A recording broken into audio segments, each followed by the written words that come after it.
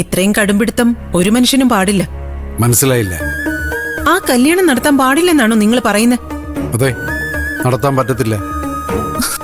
ഞാൻ ചിലതൊക്കെ ആവശ്യപ്പെട്ടിട്ടുണ്ടല്ലോ, അതൊക്കെ ചെയ്ത് കാണിക്കട്ടെ അവര്. അവൻ ഒരിക്കലും അങ്ങനെ ചെയ്യാൻ പറ്റത്തില്ലെന്ന് എനിക്ക് നന്നായിട്ടറിയാം. തീക്കൊള്ളി കൊണ്ടാ നിങ്ങൾ തല ചൊറിയുന്നേ. ഇതിന്റെ ഭവിഷ്യത്ത് എന്താന്ന് ആലോചിച്ച് നോക്കിയിട്ടുണ്ടോ എപ്പോഴെങ്കിലും? എന്റെ പാർവതി, എനിക്കെന്റെ മോടെ ഭാവിയാ വലുത്. അതിനുവേണ്ടി ഞാൻ എന്തും ചെയ്യും. ഒരിക്കൽ നിശ്ചയിച്ചതാ ശരത്തിന്റെയും നിത്യയുടെയും കല്യാണം. ബന്ധുക്കൾക്കടക്കം സകലർക്കും അതറിയുകയും ചെയ്യാം. പെട്ടെന്ന് അതിന്നൊരു മാറ്റം ഉണ്ടായ അതിന്റെ ദോഷം ആർക്കാ സംഭവിക്കുന്നറിയോ? ആർക്കാ? നമ്മുടെ മോക്ക്. നാട്ടുകാരോട് പിന്നെ നമ്മൾ എന്ത് പറയും? ബന്ധുക്കളോട് എന്ത് പറയും? അതൊന്നും ഓർത്ത് നീ തലമുണ്ടാക്കണ്ട. ചോദിക്കുന്നവരോട് ഞാൻ പറഞ്ഞോളാം. അപ്പോഴും എടുത്ത തീരുമാനത്തിൽ നിന്ന് പിന്മാറാൻ നിങ്ങൾ തയ്യാറല്ലേ? അല്ല. എടീ, നീ ഒരു നല്ല ഭാര്യയായിരുന്നു. എന്തുകൊണ്ടാണ് ഞാൻ ഇങ്ങനെ ഒരു തീരുമാനം എടുക്കാൻ കാരണമെന്ന് നീ ചോദിച്ചേൻ. ഒരിക്കൽ പോലും നീ ചോദിച്ചില്ലല്ലോ. നിനക്ക് വേണ്ട മകളുടെ ഭാവിയല്ല, പകരം അവനാ. അവൻ പറയുന്ന തൊണ്ട തൊടാതെ വിഴുങ്ങുന്ന നിന്റെ അമ്മയുടെ രീതിയുണ്ടല്ലോ, അത് അവസാനിപ്പിക്കാൻ വേണ്ടി കൂടിയാ ഞാൻ ഇങ്ങനെ ഒരു തീരുമാനം എടുത്തത്. ഈ തീരുമാനം നിത്യ അംഗീകരിച്ചില്ലെങ്കിലും? അംഗീകരിക്കും. അവൾ എൻ്റെ മോള. ഞാൻ ഇങ്ങനെ വാശി പിടിക്കുന്നുണ്ടെങ്കിൽ അതിലെന്തെങ്കിലും കാര്യമുണ്ടെന്ന് തിരിച്ചറിയാനുള്ള വിവേകവും ബുദ്ധിയും അവക്കുണ്ട്. അവസാനം നശിക്കാൻ പോകുന്നതേ നിങ്ങളുടെ മോളുടെ ജീവിതമായിരിക്കും. അത് കണ്ട് കരയേണ്ടി വരും നിങ്ങൾക്ക്. കണ്ടോ? ഈ കല്യാണം നടന്നാലാ കരയേണ്ടി വരുന്നു. എൻ്റെ മകളെ കുരുതി കൊടുക്കാൻ ഞാൻ തയ്യാറല്ല. അതുകൊണ്ട് തന്നെ എൻ്റെ തീരുമാനത്തിന് ഒരു മാറ്റവും ഇല്ല. മാറ്റാൻ നീയല്ല, ആര് ശ്രമിച്ചാലും അത് നടക്കത്തുമില്ല. അതുകൊണ്ട് മേല അതിന് പാർവതി ശ്രമിക്കുകയും വേണം. എന്നാ നീ തന്നെ കുടിക്കും.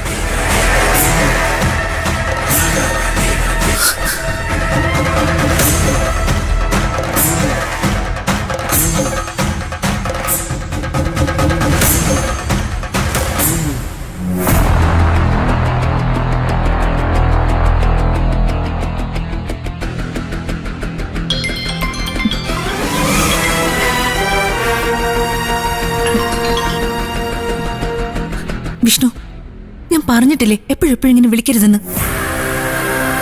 നിന്നെ എപ്പോ വിളിക്കണം വിളിക്കണ്ട എന്നൊക്കെ തീരുമാനിക്കേണ്ട അവകാശം എനിക്കാ, അല്ലാതെ നിനക്കല്ല. കേട്ടോടി? വിഷ്ണു പ്ലീസ്, എന്റെ അവസ്ഥ ഒന്ന് മനസ്സിലാക്ക്. വേറൊരു വീട്ടിലാണ് ഞാനിപ്പോ താമസിക്കുന്നത്. പലരും എന്നെ ശ്രദ്ധിക്കുന്നുണ്ട് ഇവിടെ. രഹസ്യം പുറത്തായ പിന്നെ ഞാൻ ജീവിച്ചിരുന്നിട്ട് കാര്യമില്ല. അതൊന്നും എനിക്ക് കേൾക്കണ്ട. ഇതിനൊക്കെ ഇറങ്ങി പുറപ്പെടുമ്പോഴേ നമ്മൾ തമ്മിലൊരു കരാറുണ്ടാക്കിയിരുന്നല്ലോ. അതിന്റെ കാലാവധിയൊക്കെ കഴിഞ്ഞു എന്നറിയാലോ. എല്ലാം തെറ്റിച്ചത് നീ ഒറ്റൊരുത്തിയ. എന്നിട്ടിപ്പോ എന്നെ കുറ്റം പറയും. കാത്തിരുന്ന് എനിക്ക് മടുത്തു. ഇനി എനിക്കതിന് പറ്റില്ല. ഞാനിപ്പോ എന്ത് വേണമെന്ന് വിഷ്ണു പറയുന്നേ? അതിനി നിനക്ക് ഞാൻ പറഞ്ഞു തരണോ? എന്തായിരുന്നോ നമ്മൾ തീരുമാനിച്ചിരുന്നത് അത് നടക്കണം. ഇനി അത് വൈകാനേ പാടില്ല. അതിന് പറ്റിയൊരു അവസരം കൂടി കിട്ടണ്ടേ വിഷ്ണു? ഇപ്പൊ ഈ വീട്ടിലുള്ളവർക്ക് മുഴുവൻ ശത്രുവാ ഞാൻ. ആരാധന കാരണം ഞാനാണോ? പുളിങ്കൊമ്പി കയറിയല്ലേ നീ പിടിച്ചിരിക്കുന്നേ? അവിടുത്തെ സുഖസൗകര്യങ്ങള് ആസ്വദിച്ച് കഴിയുമ്പോ എന്നെ ചിലപ്പം വേണ്ടെന്ന് തോന്നുന്നുണ്ടാവും. അതെ, അങ്ങനെ വല്ല ചിന്തയുണ്ടെങ്കിൽ പൊന്നു മോളെ നിന്നെ ഞാൻ വെച്ചേക്കില്ല. വിഷ്ണു ദയവ് ചെയ്ത് എന്നൊന്ന് മനസ്സിലാക്ക്.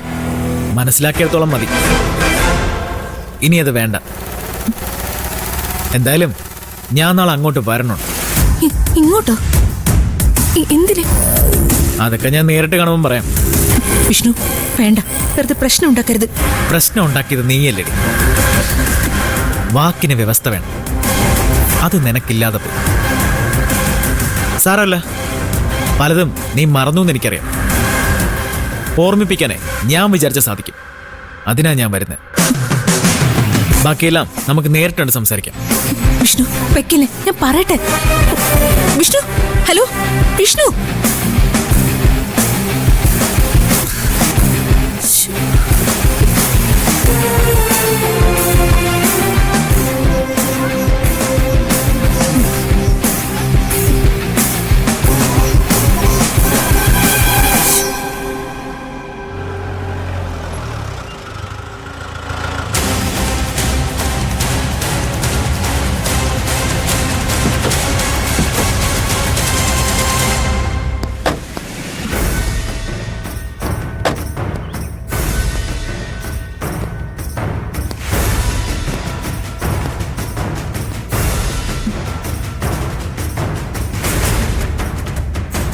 മനോഹരനില്ലേ ഇവിടെ?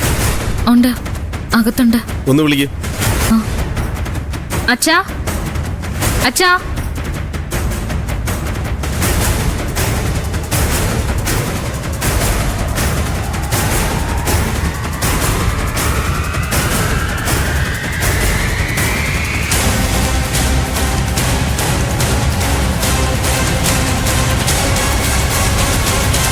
റൂബിയുടെ മരണത്തെക്കുറിച്ച് അന്വേഷിക്കുന്ന ഉദ്യോഗസ്ഥനാണ് ഞാൻ.